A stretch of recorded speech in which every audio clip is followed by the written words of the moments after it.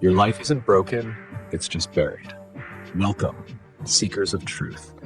If you feel the world is selling you an illusion, that someone is feeding you half-truths, and your heart refuses to play along with the theater, you're in the right place. I won't sugarcoat this. The Matrix isn't only a political, religious, or economic system. The Matrix is the sum of your habits, unconscious fears, buried wounds, and the objects that keep you stuck. It's that whisper in your head that says, later, tomorrow, someday. And someday doesn't exist. Only now exists.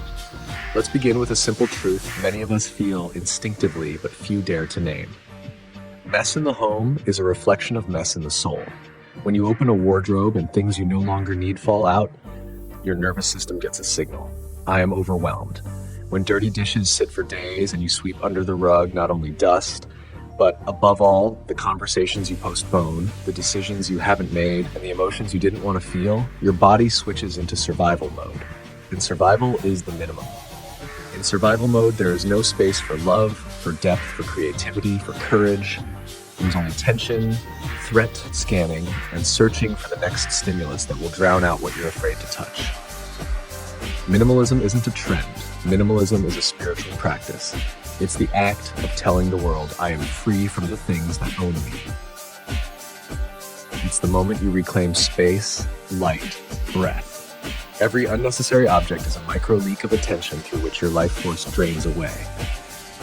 When you cleanse your home, you're not getting rid of, you're returning to yourself. Notice how often hoarding is an attempt to plaster over emptiness, a crack left by a trauma that no one saw or named. When you live in false spirituality, you escape into words, affirmations, quotes, while bypassing the body.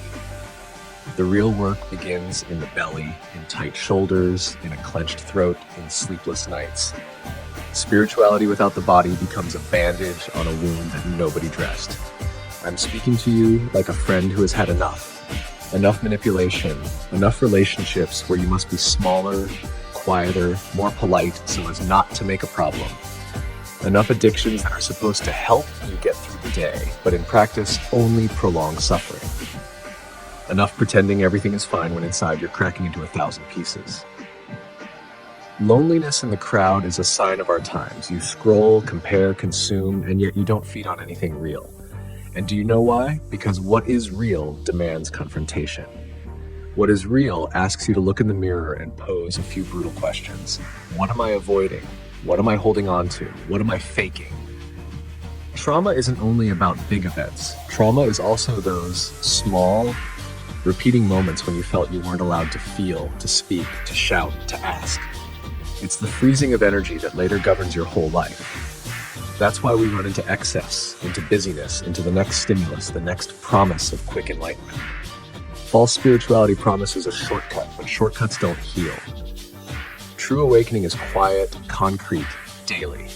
True awakening is washed dishes, an aired out room, a morning meditation, a shower, breath, water, daylight, movement. It's contact with your body, one difficult conversation, one brave no, one decision you've avoided for years. Understand this. Your primary instinct is survival. Your brain is designed to conserve energy, predict threats, and keep you with the familiar, even when that familiar destroys you. That's why we love predictability so much, even when it hurts. That's why we repeat the same patterns, the same arguments, the same escapes. The mechanism is simple. The body signals fear, the mind seeks quick relief, and you do what you always do. Then shame and guilt spice up the cocktail, and you have perfect conditions to keep spinning in circles. The exit isn't about being better. The exit is about seeing the whole mechanism and choosing differently. How do you choose differently? Start with the closest space you fully control, your home. Home is a temple or a prison. It becomes what you feed it. Open the windows. Make one intentional lap through your place. Take each object in your hand and ask a simple question. Does this support my health, my freedom, my peace? If the answer is no, thank it and set it down. You don't have to do everything at once. One drawer is enough. One box, one bag. Each small act is a signal to your nervous system. I am safe. I have agency. Something is changing. Then turn to the body. Don't hunt for complicated plans. The body loves simplicity and repetition.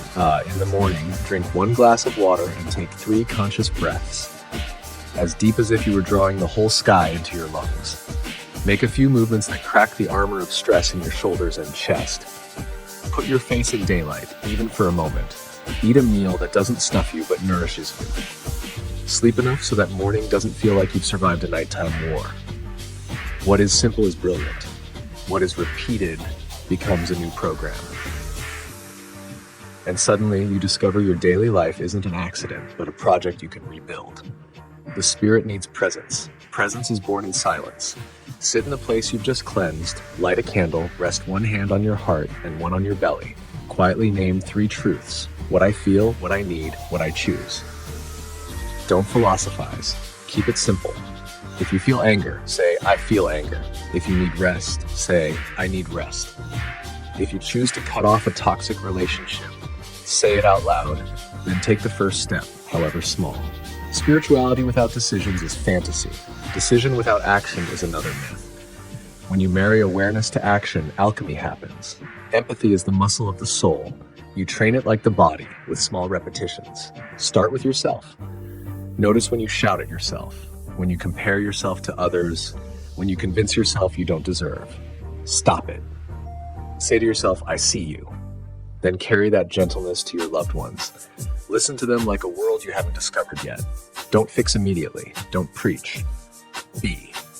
When you learn empathy, toxic relationships lose fuel because you stop playing old games. You stop letting yourself be pulled into manipulation. You begin to set boundaries without hate. This is the wisdom of the heart. Someone will ask, what about astrology, numerology, the signs? They can be a map, a language of symbols that helps you see cycles, patterns, and lessons. But remember, the map is not the territory. When numbers become excuses and the birth chart becomes an escape, you are again running from decisions. Use symbols like a flashlight, not like shackles. If your date and your sign speak of courage, be courageous. If they point to the lesson of boundaries, practice boundaries. If they foretell a season of order, make order. Spiritual tools exist to strengthen your agency, not to surrender it. Let's touch the hardest ground, unresolved problems. The ones that for years aren't a topic, rot under the rug, and poison the air. When you pretend they aren't there, you pay interest in the form of fatigue, irritability, blow-ups without reason, sadness that arrives uninvited. The truth is that problems usually don't disappear by themselves. They are waiting for you, waiting for the moment you sit down and say, all right, tell me about yourself. Take a sheet of paper, write the name of the problem and the first 3 steps that come to mind. Then, take the first one. Don't chase perfection, chase movement. Movement breeds courage, courage builds identity, and suddenly you become someone who does things, not just thinks about them. At this stage, a turning point occurs. You begin to see the matrix as not a giant monster that devours you, but a habit you keep feeding. You notice that when you cleanse your home, your mind quiets. When you care for your body, your intuition speaks louder. When you practice empathy, the world softens. When you finish matters that have hung for years, energy returns like a river after the thaw. And something else, loneliness begins to melt. Because loneliness is often a wall you've built between you and yourself. When you return to yourself, you stop being a stranger to yourself. And from this place, relationships start to be real. No masks, no games, no shame for being too much or too little. Someone may think, easy to say, harder to do. You're right. That's why I'll give you a simple framework that works if you use it. Every morning, do 3 things: breath, light, water. Every day, take 3 acts of agency. 1 drawer of order, 1 step in a vital matter, 1 conversation closer to truth. Every evening, make 3 gestures of gratitude for the body that carried you, for the people who supported you, for yourself, for the smallest step forward. These are not great revolutions. This is a new rhythm, and rhythm shapes identity, and identity shapes destiny. See also how the ego tries to sneak in through the back door. It will whisper that you aren't doing it spiritually enough, that someone is doing it better, that you should have a more perfect home, a more perfect body, a more perfect meditation. Notice that voice and smile. True growth is not a race. True growth is a relationship with life, and life doesn't need perfection. It needs your presence. When you understand this, you become gentle and firm at the same time. You cleanse without hating yourself. You change without despising yesterday. You move without the rush that burns nerves and heart. Now look wider. Your inner work is not a private hobby. Every order you create at home changes the field of your family. Every decision that ends a toxic arrangement cuts an old ancestral thread that has been choking for generations. Every gesture of empathy toward yourself and others repairs the social fabric torn by fear and polarization. Every conscious breath you take is like a tiny lantern in the darkness of collective anxiety. When we speak about lifting the planet, we don't mean a magical leap into other dimensions without groundwork. We mean millions of simple acts that together change the frequency. We mean people who, instead of shouting at the world, begin to shine in their homes. You might be asking where the meaning of life fits in all this. I'll answer as simply as I can. Meaning is born where love meets responsibility. Love without responsibility becomes weak and capricious. Responsibility without love becomes hard and cold. When you unite these two forces, you rise in the morning and you know who you are and what you have to do. You have your name, your path, and your contribution. You no longer need to glitter on the world's stage.